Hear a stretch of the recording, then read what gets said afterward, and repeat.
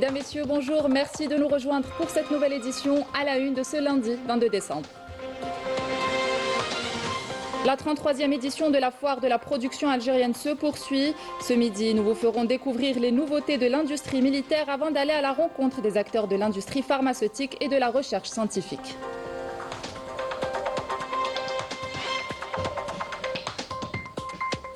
Ils sont de plus en plus nombreux à s'installer en Algérie, leur pays d'origine, pour créer leur entreprise. Parmi eux, Zohra Djebaili, entrepreneuse qui s'impose aujourd'hui dans le secteur de l'énergie. Reportage à suivre dans ce journal.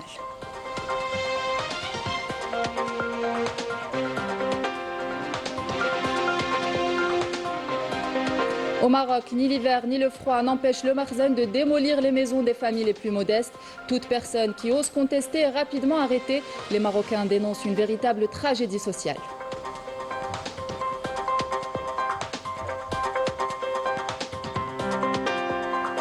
Dans la bande de Raza, 5 membres d'une même famille, dont 3 femmes et un enfant, sont tombés en martyrs hier en raison de l'effondrement de leur maison, fragilisée par les bombardements incessants de l'occupant.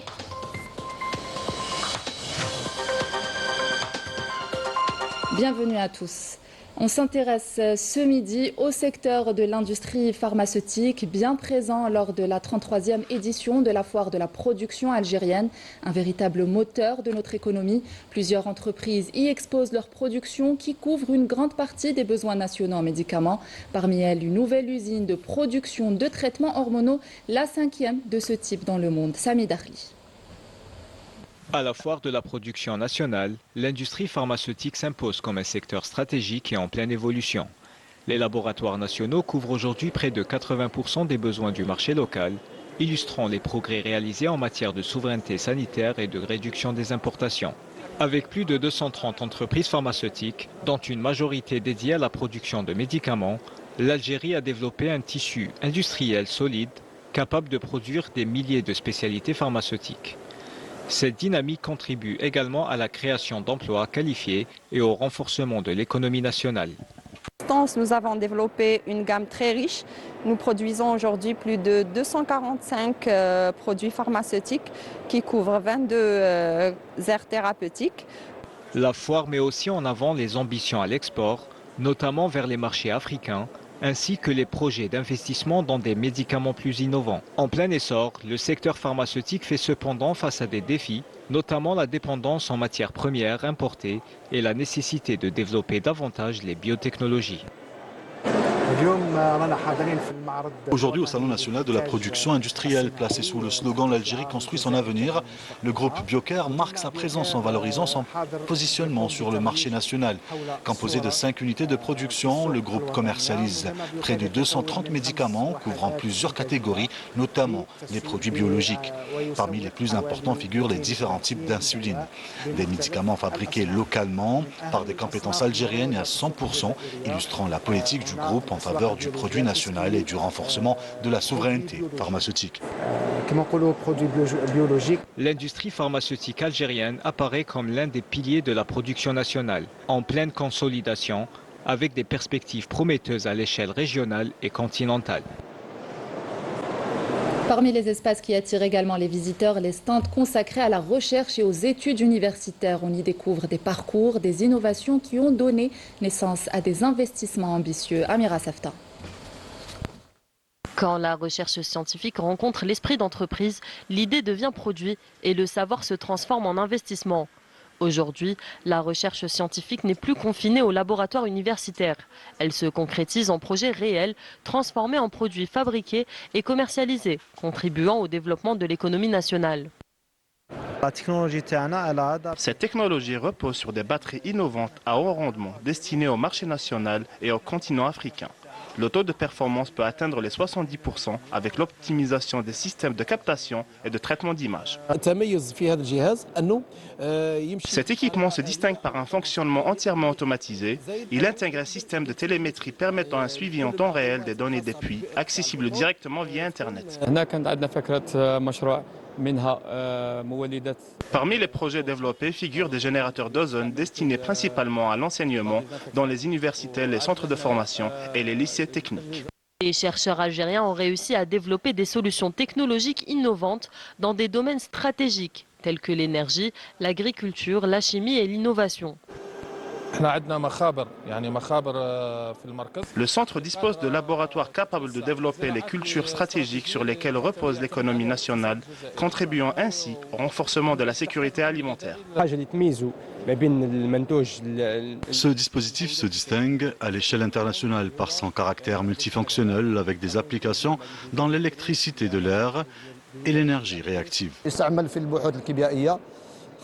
Cet équipement est utilisé dans la recherche chimique, notamment pour le traitement des surfaces fines, afin de les protéger contre la corrosion. Des innovations algériennes à forte valeur scientifique et technologique, capables de rivaliser avec les standards internationaux et qui confirment que l'université algérienne est désormais un acteur à part entière de l'économie nationale et du développement. Ils sont de plus nombreux à s'installer en Algérie, leur pays d'origine, pour créer leur entreprise. Parmi eux, Zohra Djebaili, une entrepreneuse qui s'impose aujourd'hui dans le secteur de l'énergie. Notre journaliste Meïch Bout l'a rencontrée. Regardez. Rassembler ses troupes, les motiver et leur expliquer la stratégie à suivre, c'est ce que Zohra Djebaili fait depuis 20 ans déjà. Chef d'une entreprise spécialisée dans l'énergie, cette maman de 5 enfants est née de l'autre côté de la rive. Elle a pourtant décidé de rentrer en 2022 dans son pays d'origine. Plus qu'un choix, pour elle, c'était une évidence.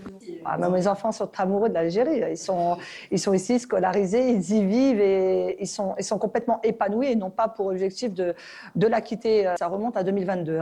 Donc à cette époque-là, j'avais moi déjà pris attache avec les consulats et autres. Ça a été simple. J'ai pris mes enfants, mes bagages, on est venu, on a pris un Airbnb en 15 jours, on s'est installé, on a trouvé un logement et ça a été rapide. Et de suite, par contre, je me suis organisée, je me suis préparé un petit planning et j'ai été voir un peu toutes les institutions qui m'étaient utiles en tout cas pour la création de mon business, la prise de bureau, le recrutement via l'ANEM avec toutes les subventions et les accompagnements qu'il y a. L'ANDI à l'époque est devenu aujourd'hui l'API qui ont su m'orienter.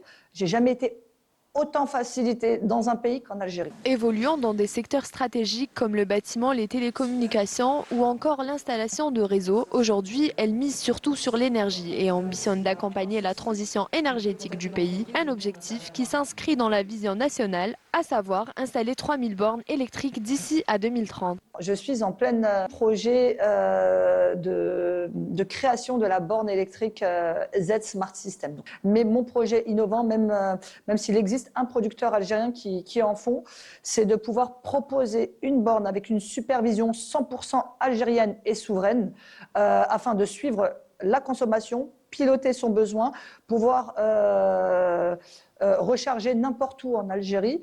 Donc on pourra proposer notre application et notre projet d'ici quelques mois et qui, pourquoi pas, pourra être exporté à terme. Et répondre ainsi aux exigences d'un écosystème en pleine expansion depuis déjà quelques années. Mais pas que. La chef d'entreprise a écouté comme beaucoup l'appel du pays, invitant la diaspora algérienne à travers le monde à s'impliquer dans le développement du pays. De vous à moi, son message qu'il nous a porté en 2022,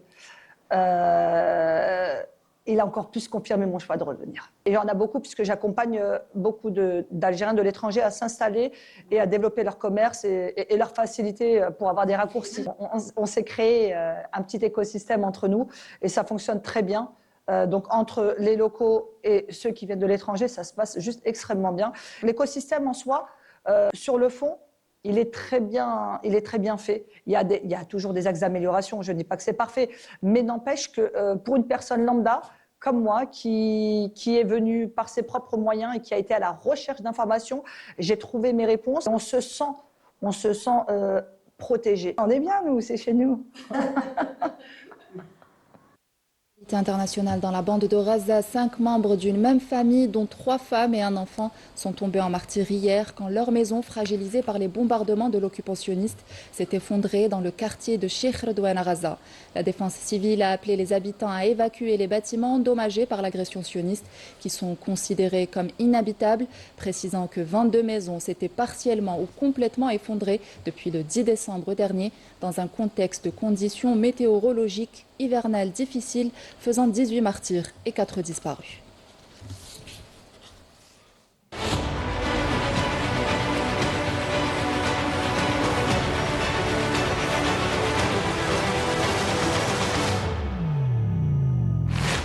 Au Maroc, ni l'hiver ni le froid n'empêchent le Makhzen de démolir les maisons des familles les plus modestes.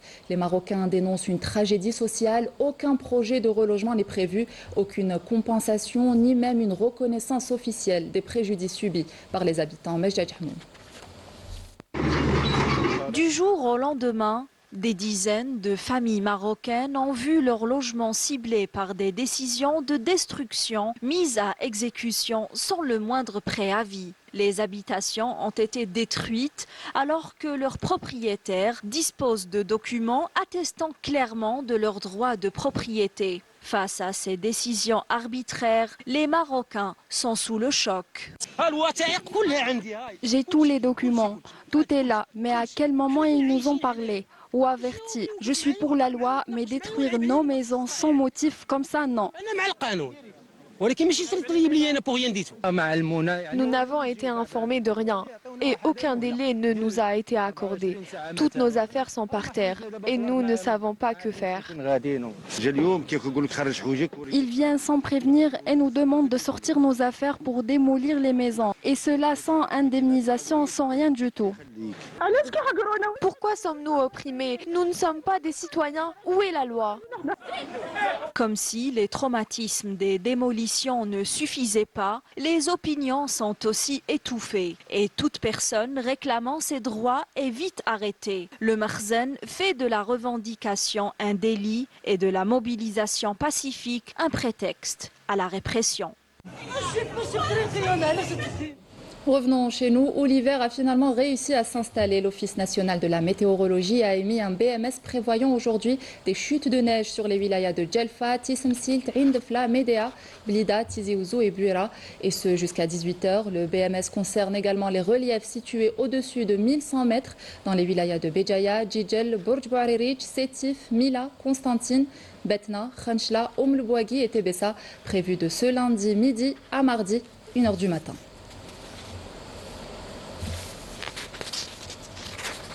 L'actualité, c'est aussi l'Algérie qui a décroché la 2e place aux Jeux africains de la jeunesse des U17, organisés en République d'Angola en remportant 101 médailles. Cette moisson comprend 39 médailles d'or, 26 médailles d'argent et 36 médailles de bronze. Et avant de se quitter, direction le cœur de la capitale où s'est improvisé juste le temps de quelques jours un village des artisans où des artistes venus des 4 coins du pays exposent leurs créations. Le reportage est signé Milad Hanin.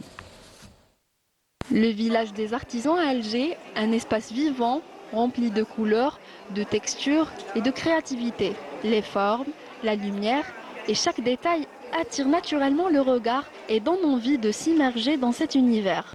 C'est très joli et je souhaite que les gens continuent à faire ce genre de marché toute l'année et de montrer ce qu'est capable de faire un artisan. Aujourd'hui, je suis venue au village des artisans pour voir un peu ce que font les gens en tant qu'artisans. C'est très joli parce que c'est fait main. La plupart des choses sont faites à la main. Et je trouve que c'est magnifique, surtout pour encourager les petits business. J'ai découvert vraiment des artisans algériens. Honnêtement, ça c'est très stylé. Ça c'est pratiquement unique en Algérie. J'aime bien cette ambiance. En plus, j'aime bien les bracelets, les casquettes. Au-delà de l'observation, chaque espace révèle le travail minutieux derrière chaque création. Les gestes précis et les détails captivants nous entraînent dans l'univers unique de ceux qui façonnent ces créations. Je peins sur du verre, le costume traditionnel de toutes les régions d'Algérie. Les bijoux, je reprends un petit peu les pièces traditionnelles, je les revisite, telles que Sreb, comme je suis de l'Est. Donc je travaille aussi, j'ai été aussi lors du Festival de la création féminine, la première à avoir introduit le noyau de date dans le bijou. On est un studio de céramique qui travaille à la main, du façonnage jusqu'à l'état final du produit. On travaille à la main à 100%. Et on s'inspire de l'identité algérienne et surtout les femmes algériennes et tout ce qui est algérien, compatrimoine et tout. C'est une inspiration des vêtements traditionnels algériens. On s'inspire de ce genre de vêtements tout au long de notre pays. Et on s'inspire beaucoup plus de tout ce qui est Kashabia, drapé du Melehfa, Caraco algérois. Et on est beaucoup plus sur le contemporain. Ici, l'artisanat algérien ne se limite pas à des objets. Il raconte des histoires, transmet des émotions et réinvente la tradition. Chaque geste, chaque création fait vibrer le cœur de l'Algérie. Et c'est ainsi que nous arrivons à la fin de cette édition. Merci de l'avoir suivi. Excellente suite de programme sur notre chaîne. Au revoir.